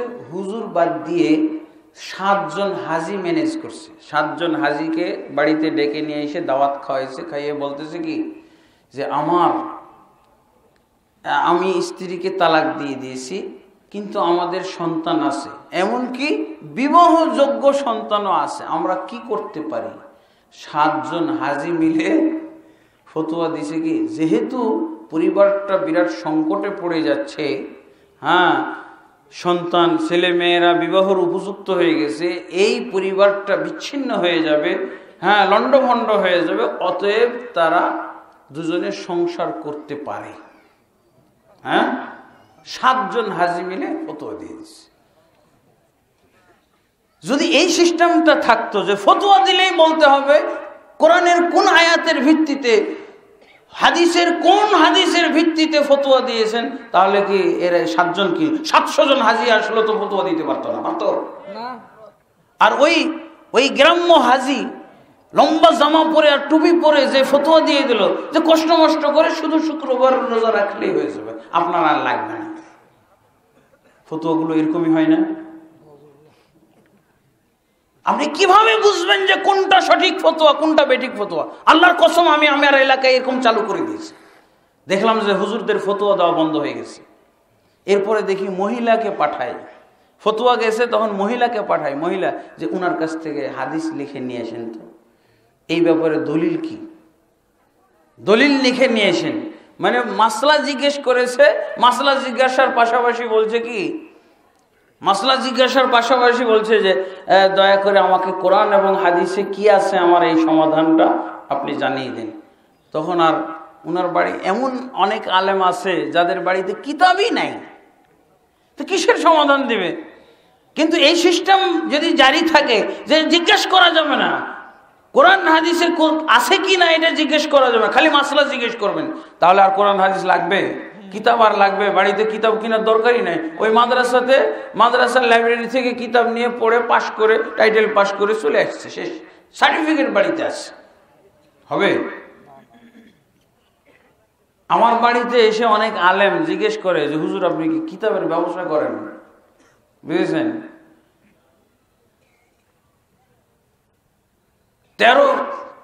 13 ফিট বাই 13 ফিট ঘরে আমার কিতাব ধরে না, আলমারি আর ধরে না, সব কার্টন বন্দি করে কিতাব রাখে। এবার 2 রুম একত্র করে কিতাবের আলমারি করতেছে, 2 রুম ভেঙে 2 রুমকে 1 রুম বানাইতেছে। বলছি কিতাব ব্যবসা করেন নাকি? বলছে না ভাই, ধর্মীয় বিষয়ে সমাধান দিতে হলে এই কিতাবগুলো লাগে। আজ এখনো আমার অন্তর খালি কাঁপে যে কখন যেন এরকম মাসলা আমার কাছে আসে যেই মাসলার উপরে আমার কাছে কিতাব নাই, এই চিন্তায় আমি বাঁচি না। এরকম হলো অবস্থা। তো বন্ধুগণ, অবশ্যই আমাদেরকে ইলম জিজ্ঞেস করলে তারপরে কি, তাহলে ইলম হলো কাল আল্লাহ কাল রাসূলুল্লাহ ওয়ালা আদরি। ইলম হলো আল্লাহ বলেছেন, রাসূল বলেছেন। আরেকটা হলো জানি না। জানি না বললে এটা হলো জানি নাটাও ইলম। এই জন্য সাহাবায়ে কেরামকে যখন আল্লাহ রাসূল জিজ্ঞেস করতেন, সাহাবায়ে কেরাম তোমরা কি জানো, তারা কি বলতো? আল্লাহু ওয়া রাসূলুহু আ'লামু। বলতেন না জানি। যেটা জানি না তার ব্যাপারে প্রশ্ন জবাব কিভাবে দিত? আল্লাহু ওয়া রাসূলুহু আ'লামু। সহিহ বুখারী মুসলিমের হাদিসটা দেখেন না, ইয়া মুআজ আতাদরি মা হাক্কুল্লাহি আলাল ইবাদ ওয়া মা হাক্কুল ইবাদি আলাল্লাহ। হে মুআজ, তুমি কি জানো আল্লাহর হক কি বান্দাদের উপরে আর বান্দাদের হক কি আল্লাহর উপরে? সাহাবী কি বললেন? আল্লাহু ওয়া রাসূলুহু আ'লামু। আল্লাহ এবং আল্লাহর রাসূল জানে, আমি জানি না। আমি জানি নাটাও হলো ইলম। কারণ আপনি জানি না যখন বললেন তখন আপনার জানা শুরু হলো, আপনার জানা জ্ঞানের পথ খুলে গেল। আপনি যখন অনুভব করলেন আমি তো জানি না, তখন কি করবেন? তখন আপনি জানা শুরু করবেন। আরেকটা বিপদ থেকে বেঁচে গেল, ওই যে ভুল বলার থেকে, ভুল ফতোয়া যে দিলেন না, ভুল জবাব দিলেন না, ওই ব্যক্তি এখন সন্ধান করতে থাকবে কে জানে। আর যদি আপনি বলে দিতেন, ওই যেমন 2 জন বলে দিল, এরকম যদি বলে দেন ওই বেচারা, তাহলে আমল করতে থাকবে। প্রতি জুমার দিন রোজা রাখবে। রোজা হলো 30টা, আর প্রতি জুমা যদি হয় তাহলে 4টা রোজা হলো, আর বাকি তাহলে 26টা রোজা গেল কোথায়? কোরআন বিরোধী ফতোয়া হয়ে গেল, হাদিস বিরোধী ফতোয়া হয়ে গেল। বন্ধুগণ, এই জন্য আমাকে জিজ্ঞেস করতে হবে। কি বলবো? যে বিষয়ে জানি না। আমি নিজেও বহু মাসলায় এখনো বলি, এখনো বলতে হয়, বলতে বাধ্য হই, আমি জানি না। আমি জানি নাটাও একটা ইলম। যে জানে না অথচ জবাব দিয়ে দেয়, সে হলো একজন প্রতারক, ধর্মীয় প্রতারক, সে হলো ধোঁকাবাজ, সে হলো ইসলামের মধ্যে বিপদ সৃষ্টিকারী, ইসলামের মধ্যে ভুল ভ্রান্তি এবং বেদাতের সে পাহাড় গঠনকারী। বোঝা গেছে? নাউজুবিল্লাহ। না জেনে কোনো কথা বলা যাবে না, এটাও হলো ইলম। আপনি বললেন জানি না, এটাই ইলম। তাহলে ওই লোকটা বিপদ থেকে বেঁচে গেল। আর আপনার জানার আপনি লাইন পেয়ে গেলেন, আরে ওই লোকটা জিজ্ঞেস করলো, আমি তো বিষয়টা জানি না, তাহলে তো আমার জানা দরকার। আর যদি আপনি এই সিস্টেম জানেন না, একটা বলি দিতে হবে। আমি হুজুর যদি না বলি, আমি মাদ্রাসার প্রিন্সিপাল, আমি মুহাদ্দিস, আমি এত বড় মুফাসসির, আমি এত বড় মুহাদ্দিস, আমি যদি না বলি জানি না, তাহলে তো আমার ইজ্জত থাকবে না। তাহলে আপনি খেয়ানতকারী, তাহলে আপনি ধ্বংসকারী, তাহলে ইসলামের ভিতরে আপনি ভুল ভ্রান্তির পাহাড় রচনাকারী। তো বন্ধুগণ, অবশ্যই আমাদেরকে তাহলে ইলমের উৎস, আমরা ইলম কোথা থেকে নিব? কোরআন থেকে, রাসূলুল্লাহ সাল্লাল্লাহু আলাইহি ওয়াসাল্লামের হাদিস থেকে। আর আরেকটা, কোরআন এবং হাদিসের জ্ঞান যদি আমার না থাকে, তাহলে আমি বলে দেব জানি না। জানি না বলে স্টার্ট করে দেব কি? জানা। তাহলে ওই লোকটা এবার খুঁজে বেড়াবে কে জানে। সে অবশ্যই এক জায়গায় না এক জায়গায় জানতে পারবে। একই মাসলায় আপনি 10 জনকে জিজ্ঞেস করতে পারেন, একই মাসলায় 10 জনকে জিজ্ঞেস করতে পারেন, তারপরে দেখবেন অটোমেটিকলি যেটা সঠিক আপনার অর্জন হয়ে গেছে। আপনাকে আল্লাহ যে কমন সেন্স দিয়েছেন, এই কমন সেন্স থেকে আপনি বুঝে যাবেন। কমন সেন্স দ্বারা আপনি বুঝে যাবেন যে এই 10 জনের কাছে জিজ্ঞেস করলাম একই মাসলায়। কেন? আপনি যদি আপনার আখিরাতের জন্য সচেতন না হন, দুনিয়াবী বিষয়ে কত সচেতন আপনি? বাজারে গেলে 10টা দোকান যাচাই করেন, কি জন্য? 2 টাকা কম দিবেন এই জন্য। 2 টাকা কম দেওয়ার জন্য না, পণ্য যাচাই করেন। পোকাওয়ালা বেগুন আপনি নেবেন না, মাপে কম দিচ্ছে কিনা এটাও আপনি বুঝেন, ভেজাল দিচ্ছে কিনা এটাও জানার চেষ্টা করেন। আর আখিরাতের জীবন, এই আখিরাতের জীবন নিয়ে আপনি চিন্তা করবেন না, যাচাই বাছাই করবেন না। দুনিয়ার চেয়ে আখিরাতের বিষয় আপনার কাছে মামুলি হয়ে গেল। বন্ধুগণ, এটাই হলো কোরআন এবং সুন্নাহর অধিকার। এটাই হলো কোরআন এবং সুন্নাহর, কোরআন এবং সুন্নাহকে নিত্য জীবনের সঙ্গী বানানো। কোরআন এবং হাদিস কি হবে? আপনার নিত্য জীবনের সঙ্গী হবে। কোরআন এবং হাদিসকে আপনি আপনার সাথী বানাবেন, দৈনন্দিন জীবনের আপনার সঙ্গী বানাবেন। আপনার জীবন পরিচালিত হবে কোরআনের আলোকে, আপনার জীবন পরিচালিত হবে রাসূলের সুন্নাহর আলোকে। এই কথাগুলো কি অপরাধ? এই কথাগুলো কি প্রতিবাদযোগ্য? এই কথাগুলো প্রতিবাদ করতে হবে না। বন্ধুগণ, যদি প্রতিবাদ হয় তাহলে আফসোসের ব্যাপার, যদি এগুলো আপত্তিযোগ্য হয় তাহলে আফসোসের কথা, এগুলো যদি প্রত্যাখ্যান করা হয় তাহলে অত্যন্ত আফসোসের ব্যাপার, দুর্ভাগ্যের ব্যাপার। আলহামদুলিল্লাহ, তাহলে আমরা কোরআন এবং সুন্নাহকে ইলমের উৎস মনে করব, আলেম হওয়ার মাপকাঠি মনে করব, রাসূলের ওয়ারিস হওয়ার মাপকাঠি মনে করব। আলহামদুলিল্লাহ, ক্লিয়ার। এবার আমরা যে বিষয়গুলো জ্ঞান অর্জন করব, বন্ধুগণ, দ্বীনের জ্ঞান অর্জন করার বিধান কি? সুন্নাত, নফল, ফরজ। দ্বীনের জ্ঞান অর্জন করার আপনারা কি বিধান জানেন? এটা কি সুন্নাত না নফল না ফরজ? ফরজ। আলহামদুলিল্লাহ, সুন্দর জবাব এসেছে। দ্বীনের জ্ঞান অর্জন করা হলো শুধু ফরজ নয়, সবচেয়ে বড় ফরজ। আজকে কি শুনলেন? দ্বীনের জ্ঞান অর্জন করা হলো সবচেয়ে বড় ফরজ। সবচেয়ে বড় ফরজের ব্যাখ্যা শুনেন। নামাজের চেয়েও বড় ফরজ, যাকাতের চেয়েও বড় ফরজ, রোজার চেয়েও বড় ফরজ, হজ্জের চেয়েও বড় ফরজ, ইমানের চেয়েও বড় ফরজ, কালেমার চেয়েও বড় ফরজ। ফরজের ব্যাখ্যা শুনলেন তো? সবচেয়ে বড় ফরজের ব্যাখ্যা। ইমানের চেয়েও বড় ফরজ, 5 ওয়াক্ত সালাতের চেয়েও বড় ফরজ, যাকাতের চেয়েও বড় ফরজ, সিয়ামের চেয়েও বড় ফরজ, হজ্জের চেয়েও বড় ফরজ। এই 5টা ইসলামের রুকন না? এই রুকনগুলোর চেয়েও বড় ফরজ। এবার দলিল আপনাদের কাছে পেশ করব। আমার প্রত্যেকটা কথার আপনাদের সামনে কোরআন এবং হাদিস থেকে দলিল দিয়ে প্রমাণ করব। আমাদের ইসলাম ধর্মে কোরআনের ভিতরে সবচেয়ে প্রথম যেই আদেশটা, প্রথম যে বিধানটা, প্রথম যে আয়াতটা, প্রথম যে শব্দ নাজিল হয়েছে, বাক্য নাজিল হয়েছে, সেটা কি বলতে পারেন? ইকরা বিসমি রাব্বিকাল্লাযী খলাক। এই ইতিহাস আমরা সবাই জানি যে মুহাম্মদুর রাসূলুল্লাহ সাল্লাল্লাহু আলাইহি ওয়াসাল্লামের উপরে কোরআনের সর্বপ্রথম যে আয়াত নাজিল হয়েছিল সেই আয়াতটা হলো এটা। তাহলে সেই দিন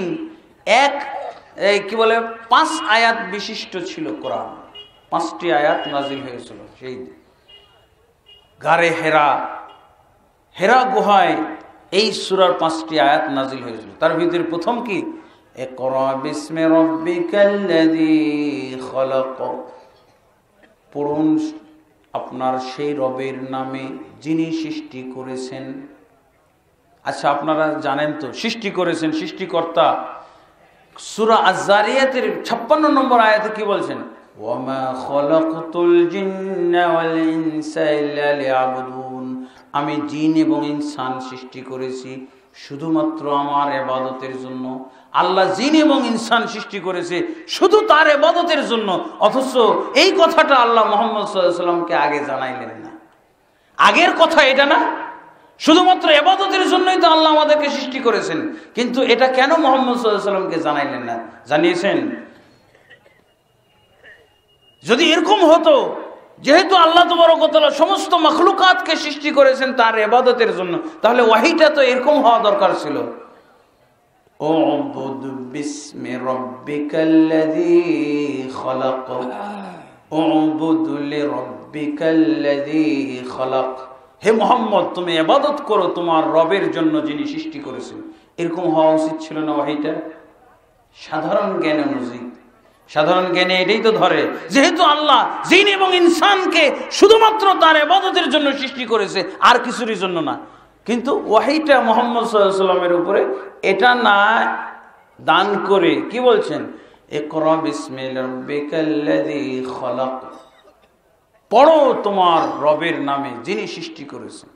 ইবাদত করো বললেন না, বলেছেন আমিন আমিন বিরাব্বিকাল্লাযী খলাক, হে মুহাম্মদ আপনি ঈমান আনুন আপনার রবের জন্য যিনি সৃষ্টি করেছেন। বললেন সল্লি লিরাব্বিকাল্লাযী খলাক, হে মুহাম্মদ আপনি সালাত পড়ুন, নামাজ আদায় করুন, নামাজ কায়েম করুন আপনার রবের নামে যিনি সৃষ্টি করেছেন। বললেন এরকম হওয়া দরকার ছিল ওয়াহি। ওই সূরা আয-যারিয়াতের 56 নম্বর আয়াতের অনুকূলে যদি ওয়াহি আসতো, কারণ আল্লাহ আদম থেকে কিয়ামত পর্যন্ত যত মানুষ সৃষ্টি করেন সবাইকে ইবাদতের জন্য সৃষ্টি করেছেন। ওই কথাটা তো বললেন না আল্লাহ, বলেছেন। তাহলে কি বোঝা গেল যে ইবাদতেরও আগে হলো পড়া। কেন? এর একটা অত্যন্ত সহজ যুক্তি আছে যে ইবাদত তো যেন ভাবে করলে হবে না, ইবাদত খেয়াল খুশি মোতাবেক করলে হবে না। ইবাদত যদি জ্ঞান ভিত্তিক না হয়, জ্ঞানের উপরে প্রতিষ্ঠিত না হয়, আপনার ঈমান হতে হবে জ্ঞান সহকারে। আপনার যদি জ্ঞান না থাকে আপনি ঈমানও আনতে পারবেন না, আপনার ঈমানে ভুল হয়ে যাবে, আপনার ঈমান ত্রুটিপূর্ণ হবে। আপনি ইবাদত করলে আপনার ইবাদত হবে না, আপনি আগে জানবেন ইবাদত কিভাবে করতে হয়। আপনি যাকাত দেওয়ার আগে ইলম অর্জন করবেন, প্রত্যেকটার পূর্বে ইলম অর্জন করতে হবে। বোঝা গেছে? এই জন্য আল্লাহ তাবারক ওয়া তাআলা ইবাদতের আগের ওয়াহি, আল্লাহর আদেশ পালন করা হলো ফরজ। ইকরা এটা আল্লাহর আদেশ না, আমর, সিগাতুল আমর, আল আমরু লিল উজুব। আমরের অনেকগুলো অর্থ আছে, তার ভিতরে প্রধান এবং প্রথম অর্থ হলো আল উজুব, ওয়াজিব। আমরের প্রথম অর্থ হলো, প্রধান অর্থ হলো ফরজ বা ওয়াজিব।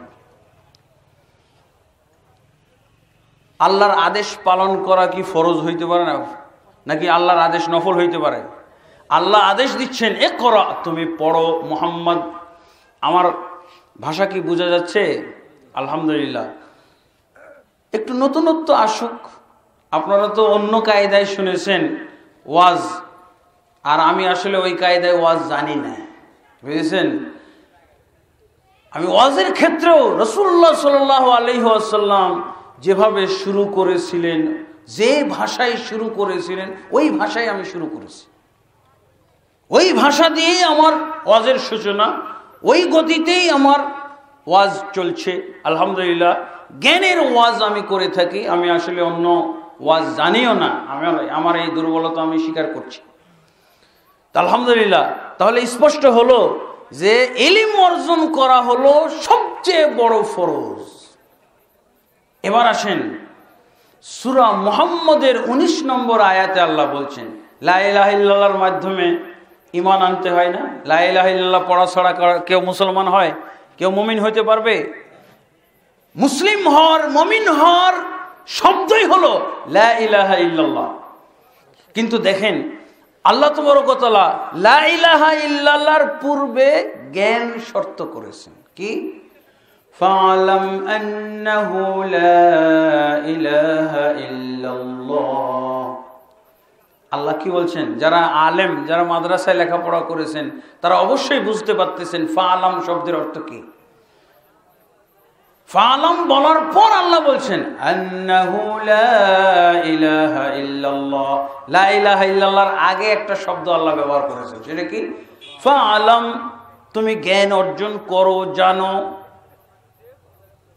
কি? আন্নাহু, নিশ্চয় আল্লাহ, নিশ্চয়ই তিনি, লা ইলাহা ইল্লাল্লাহ, আল্লাহ ব্যতীত প্রকৃত কোনো মাবুদ নেই।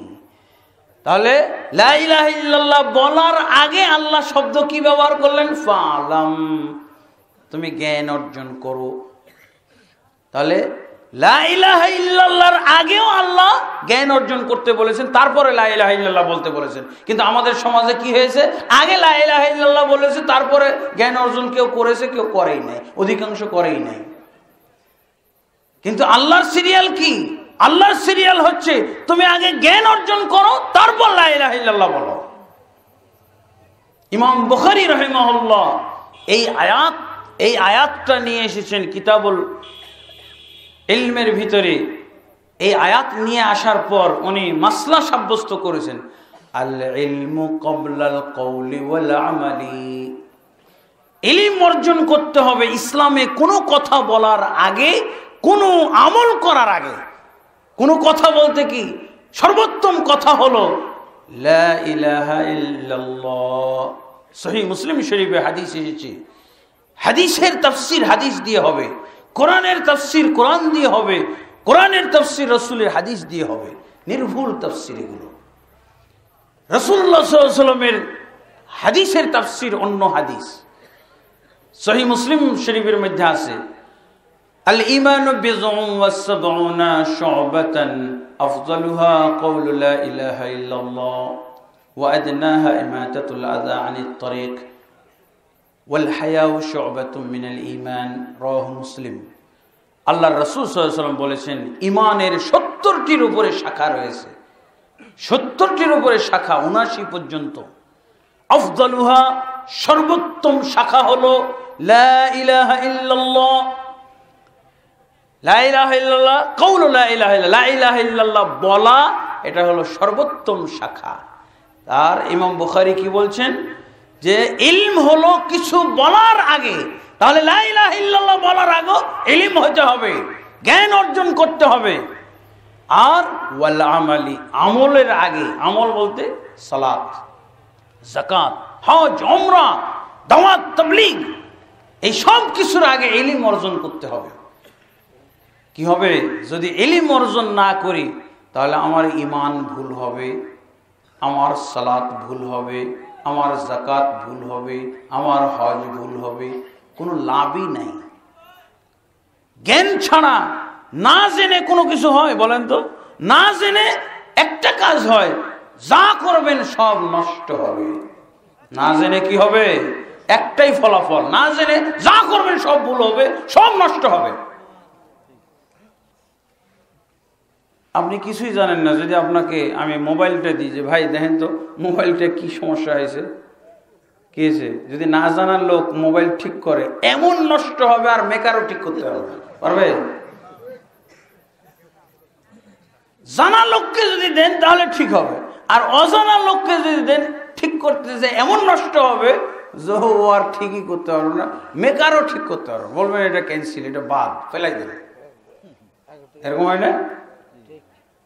এইরকম এই জন্য আল্লাহ তাবারক ওয়া তাআলা মুহাম্মদ রাসূলুল্লাহ সাল্লাল্লাহু আলাইহি ওয়াসাল্লামের উপরে ওহী নাযিল করলেন, ইকরা বিসমি রাব্বিকাল্লাযী খালাক।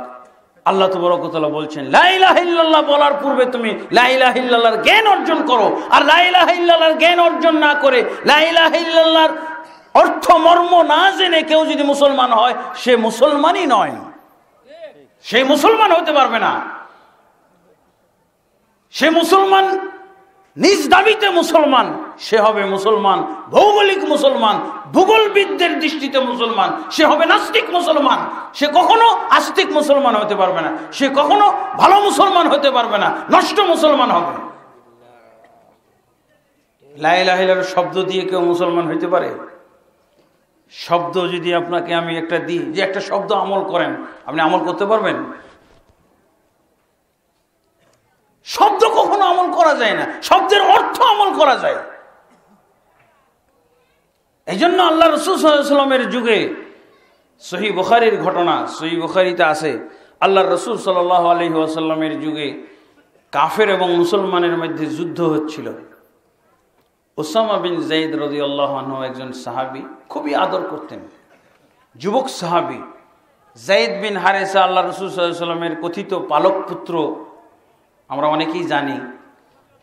এটা জাহেলি যুগে আল্লাহ রাসূল সাল্লাল্লাহু আলাইহি ওয়াসাল্লাম পালক পুত্র হিসেবে তাকে গ্রহণ করেছিলেন। এটা পালক পুত্র গ্রহণ করা হলো জাহেলি নিয়ম, জাহেলি বিধান। ইসলামে পালক পুত্র গ্রহণ করা হারাম। পালক মেয়ে, পালক পুত্র, এই ব্যাপারে আল্লাহ তাবারক ওয়া তাআলা সূরা আহজাবের মধ্যে বিধান নাযিল করেছেন। মুহাম্মদ সাল্লাল্লাহু আলাইহি ওয়াসাল্লাম মুহাম্মদ সাল্লাল্লাহু আলাইহি ওয়াসাল্লামের দ্বারা এবং যায়েদের মাধ্যমে পালক পুত্রের প্রথা, পালক পুত্রের বিধানকে আল্লাহ রহিত করেছিলেন। আর কখনো কেউ পালক পুত্র এবং পালক কন্যা গ্রহণ করতে পারবে না।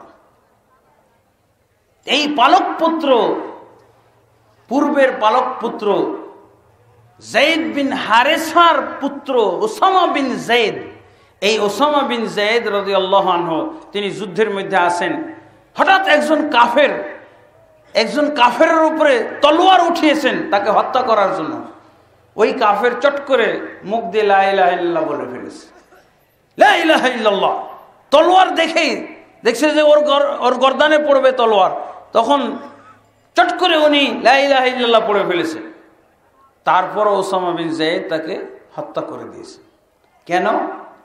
উনি রাসূলুল্লাহ সাল্লাল্লাহু আলাইহি ওয়াসাল্লামের সাহাবী, আল্লাহ রাসূলের কাছ থেকে তার ইলম পাওয়া, আল্লাহ রাসূল সাল্লাল্লাহু আলাইহি ওয়াসাল্লাম থেকে যে জ্ঞান তিনি অর্জন করেছেন, সেই জ্ঞান হলো যে লা ইলাহা ইল্লাল্লাহর শব্দ পড়ে কেউ মুসলমান হয় না।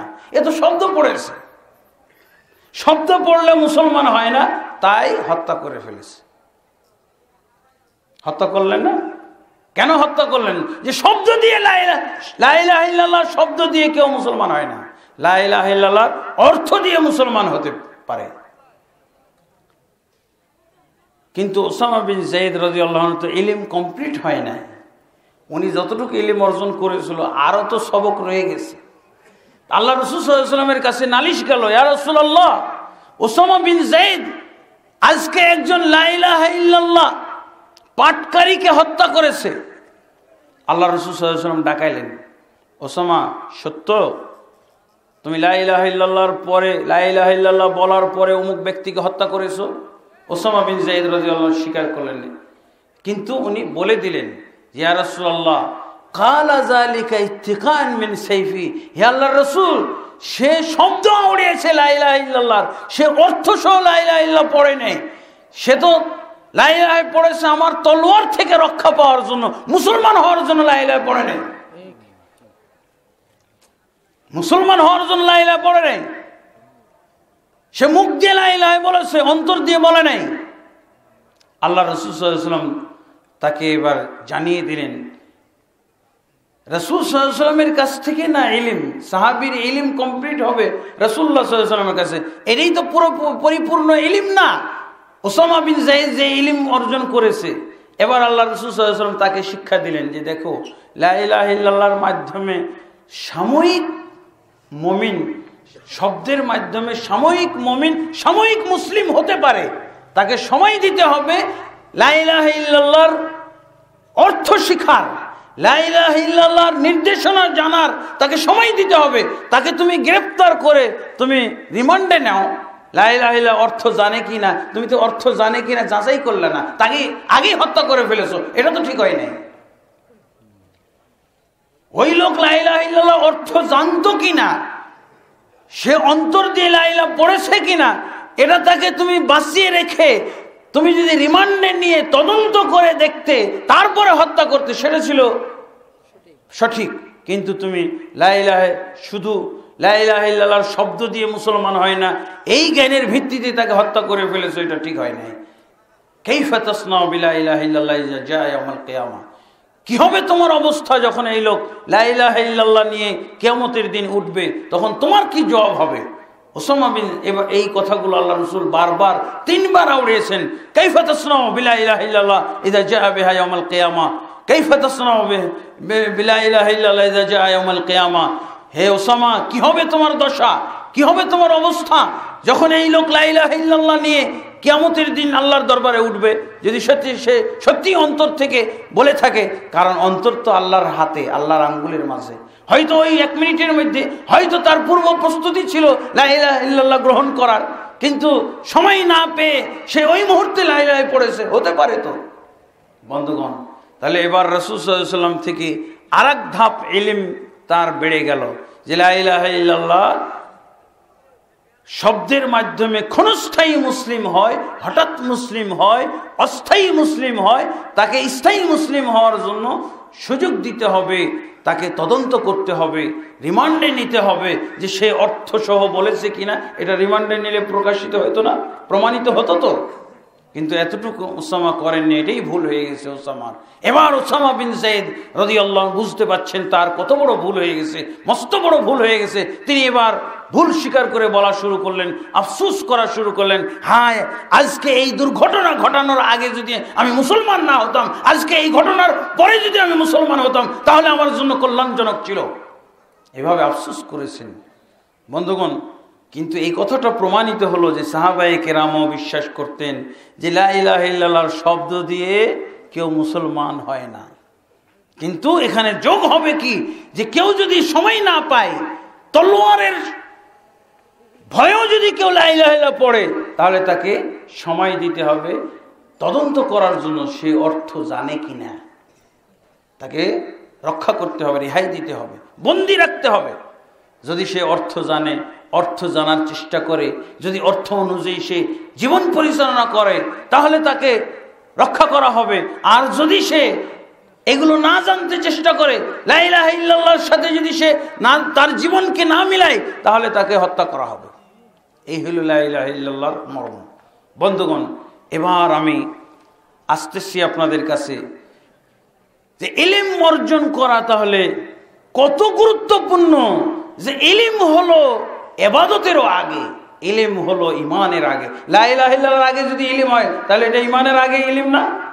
ইলম আনতে হবে, ইলম গ্রহণ করতে হবে, ইলম অর্জন করতে হবে ঈমানেরও আগে।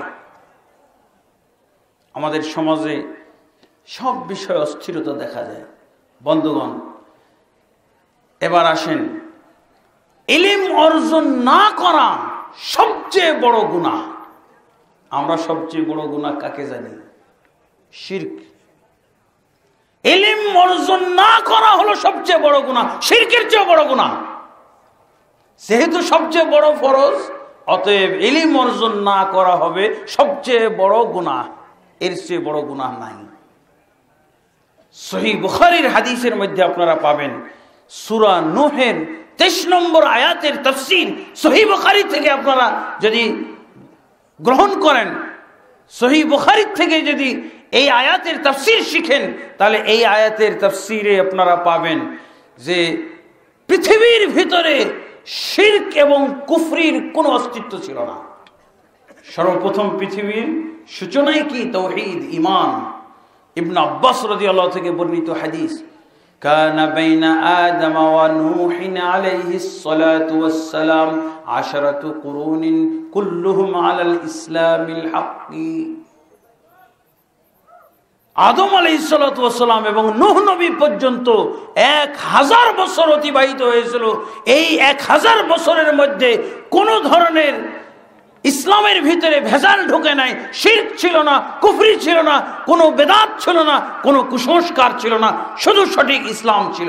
ইসলাম ছাড়া কিছু ছিল না, কোনো কুফরি ছিল না। সর্বপ্রথম শিরকের জন্ম, শিরকের সূচনা হলো কি করে?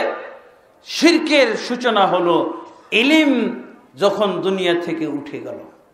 ইবনে আব্বাস রাদিয়াল্লাহু আনহু বলছেন, ফালাম্মা নুসিয়াল ইলমু, যখন ইলম ভুলে গেল মানুষেরা, যখন ইলম আর থাকলো না মানুষের ভিতরে, আবাদুহা, তখন মূর্তির পূজা শুরু হয়ে গেল। ইলম উঠে গেল, মূর্তির পূজা শুরু হয়ে গেল। তাহলে ইলম যতদিন ছিল ততদিন মূর্তি পূজা, ততদিন পর্যন্ত শিরকের উদ্ভবই হয় নাই। তাহলে ফালাম্মা নুসিয়াল ইলমু, ইলম ভুলিয়ে দেওয়া হলো, তখন থেকে তারা মূর্তি পূজা শুরু করে দিল। তাহলে আপনি কি বলবেন? ইলম না থাকা, ইলম অর্জন না করা শিরকের চেয়ে বড় অপরাধ। কারণ শিরকের জন্ম হয় অজ্ঞতা থেকে। শিরকের কোথা থেকে জন্ম হয়? অজ্ঞতা থেকে। কুফরির জন্ম কোথা থেকে? অজ্ঞতা থেকে। নাস্তিকতার জন্ম কোথা থেকে? অজ্ঞতা থেকে। যারা নাস্তিকতার কথা বলে, নাস্তিক মার্কা কথা বলে, দেখবেন ওদের কোরআনের কোনো ইলম নাই, কোরআনের জ্ঞান কখনো অর্জন করে নাই, মক্তব্য পড়ে নাই, কোনো মাদ্রাসা তো প্রাথমিক বিদ্যালয়ে যায় নাই, ওরা মাদ্রাসার কোনো প্রাথমিক বিদ্যালয়ে যায় নাই। এমন লোকগুলো নাস্তিকতা আমাদের দেশে ছড়ায়। নাস্তিকতার প্রবক্তা এরাই, যারা কোরআন সম্পর্কে 100% অজ্ঞ, যারা রাসূলের হাদিস, রাসূলের সুন্নাহ সম্পর্কে 100% অজ্ঞ, এই লোকগুলো নাস্তিকতার কথা বলে। এই লোকগুলো নাস্তিক আমাদের দেশে। দেখছেন, ইলম না থাকলে, ইলমে অজ্ঞতার বীজ থেকে নাস্তিকতা তৈরি হয়, অজ্ঞতার বীজ থেকে কুফরি তৈরি হয়, অজ্ঞতার বীজ থেকে শিরক জন্ম নেয়। সূরা নূহের 23 নম্বর আয়াত, ওয়াকালু লা তাযারুন্না আলিহাতাকুম ওয়ালা তাযারুন্না ওয়াদ্দান ওয়ালা সুআ ওয়ালা ইয়াগুসা ওয়া ইয়াউকা ওয়া নাসরা। এই আয়াতের তাফসীর আপনারা ইবনে কাসির এবং সহিহ বুখারীর মধ্যে দেখবেন যে অজ্ঞতা থেকে সর্বপ্রথম শিরকের জন্ম হয়, মূর্তি পূজার জন্ম হয়। সূরা নূহের 23 নম্বর আয়াত। আমি আসলে খুব সংক্ষেপে বলছি। ওই তাফসীর আর সূরা নূহের এই ঘটনা যদি উল্লেখ করতে যাই, সহিহ বুখারীতে যে ঘটনা এসেছে, কিভাবে শিরকের উদ্ভব ঘটলো, তাহলে অনেক লম্বা চওড়া সময় কেটে যাবে। আমি ইশারা ইঙ্গিতে কিছু কথা আপনাদের সামনে রেখে যাচ্ছি। আল্লাহ তাবারক ওয়া তাআলা আমাদেরকে, আমাদের মন মস্তিষ্ককে উদার করে দিন, প্রশস্ত করে দিন, আমরা যাতে সহজেই অনেক কথা বুঝতে পারি। আল্লাহ তাবারক ওয়া তাআলা সেই তৌফিক আমাদেরকে দান করুন। বন্ধুগণ, এবার আমি সরাসরি চলে আসছি একটা পয়েন্টে, যে আমরা তো ইলমের গুরুত্ব জানলাম, ইলম কত বড় ফরজ এটাও জানলাম, ইলম অর্জন না করা কত বড়টা অজ্ঞতা এবং কত বড়টা অপরাধ সেটাও আমরা জানলাম। সবচেয়ে বড় অপরাধ, চুরির চেয়েও বড় অপরাধ জ্ঞান অর্জন না করা, দিনের জ্ঞান অর্জন না করা, সুদ খাওয়ার চেয়েও বড় অপরাধ, ঘুষ খাওয়ার চেয়েও বড় অপরাধ, শিরকের চেয়েও বড় অপরাধ, হত্যার চেয়েও বড় অপরাধ। কোনো অপরাধী পাওয়া যাবে না অজ্ঞতার চেয়ে বড়। কারণ এই অজ্ঞতা থেকে সব অপরাধের জন্ম।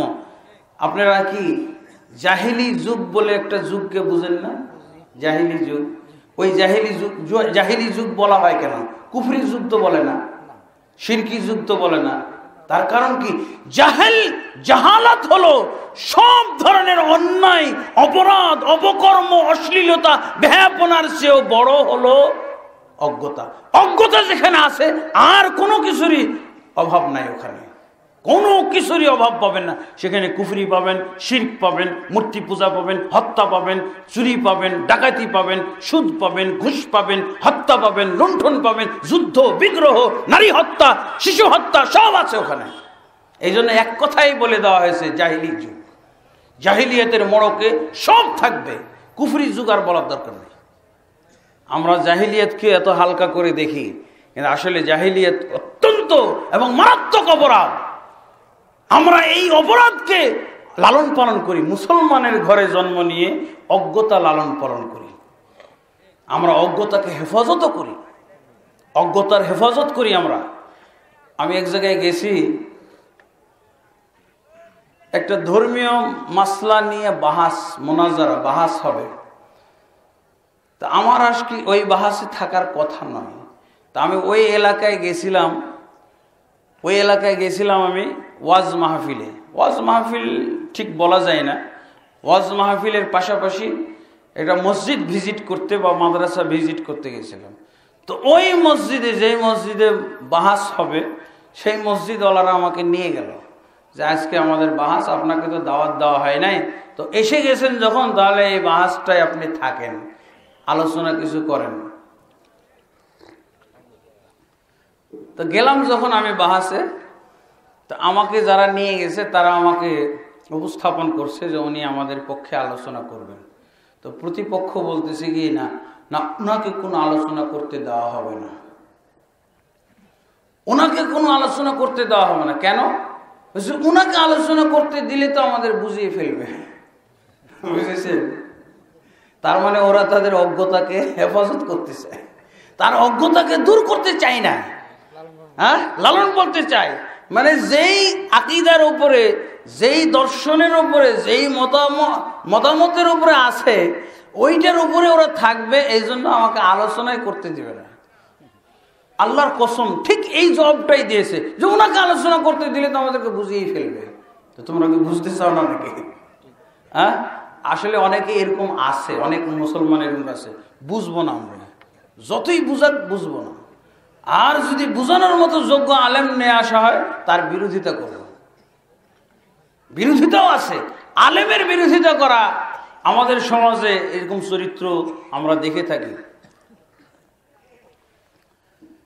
আলহামদুলিল্লাহ, আজকে আমি ইলমের গুরুত্ব আপনাদের সামনে তুলে ধরলাম, ইলমের ফজিলত তুলে ধরলাম, ইলম কোথা থেকে আমরা নিব সেটাও আমরা তুলে ধরলাম। এবার আমি আপনাদের সামনে রাসূলুল্লাহ সাল্লাল্লাহু আলাইহি ওয়াসাল্লামের হাদিসের আলোকে কিছু জরুরি ইলম আলোচনা করব ইনশাআল্লাহ। রাসূলুল্লাহ সাল্লাল্লাহু আলাইহি ওয়াসাল্লাম বলেছেন, তলাবুল ইলমি ফরিদাতুন আলা কুল্লি মুসলিম। এই হাদিসটা কে শুনেছেন? ইলম অর্জন করা প্রত্যেকটি মুসলিম নর নারীর উপরে ফরজ। এই হাদিসটা কে কে শুনেছেন একটু হাত ওঠান। আলহামদুলিল্লাহ, মানে কেউ বাদ নাই, মোটামুটি সবাই শুনেছেন। কিন্তু সবাই শুনেছেন, এখন তো বুঝাও দরকার। যদি বলি কে বুঝেছেন, তখন কিন্তু এতগুলো হাত উঠবে না হয়তো। হ্যাঁ, হাদিস শুনেছেন কে, হাত সবগুলো উঠলো। বুঝেছেন কে? তলাবুল ইলমি ফরিদাতুন আলা কুল্লি মুসলিম। রাসূলুল্লাহ সাল্লাল্লাহু আলাইহি ওয়াসাল্লাম বলছেন, প্রত্যেকটা মুসলিম ব্যক্তির উপরে ইলম অর্জন করা ফরজ। আচ্ছা বলেন তো, প্রত্যেক থেকে কে বাদ যেতে পারে? এটা তো পারবেন।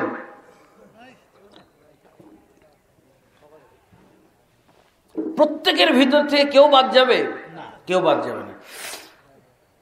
এমনকি যে নিরক্ষর, নিরক্ষর মানে এরকম সমাজে এখন আছে না, সরেও সরেয়া পড়তে জানে না, আলিফ বা পড়তে জানে না, ক খ পড়তে জানে না, ABCD পড়তে জানে না, এরকম এখন আছে না?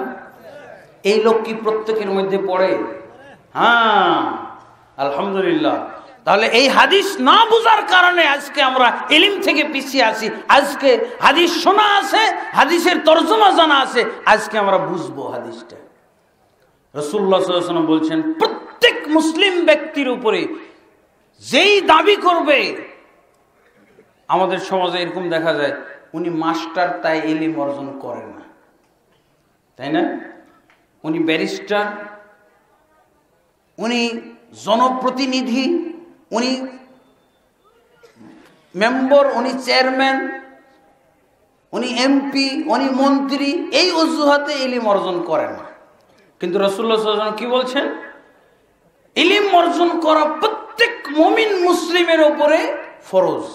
যে ইলম অর্জন করে না সে মুসলিমই নয়, সে মুসলিম নয়। কথা ক্লিয়ার হয়েছে? মুসলিম হলেই তাকে ইলম অর্জন করতে হবে। এখন প্রশ্ন হলো যে সব ইলম অর্জন করা ফরজ নয়। কিছু ইলম আছে ইসলামের ভিতরে, কিছু ইলম আছে, এই কিছু ইলম অর্জন করা সমস্ত মুসলিমের উপরে সমানভাবে ফরজ। বোঝা গেছে? ওই ইলমগুলো কোনগুলো? সবার উপরে, কিন্তু মাদ্রাসায় পড়া ফরজ নয়, কিন্তু ইলম অর্জন করা সবার উপরে ফরজ। এরকম নির্দিষ্ট কিছু ইলম আছে যে ইলমগুলো সবার উপরে সমানভাবে ফরজ। এই জন্য আল্লাহ রাসূল সাল্লাল্লাহু আলাইহি ওয়াসাল্লাম বলেছেন প্রত্যেক মুসলিম নরনারীর উপরে ইলম অর্জন করা ফরজ। সেই ইলমগুলো কোন ধরনের ইলম আপনারা আজকে জানতে রাজি আছেন? আলহামদুলিল্লাহ।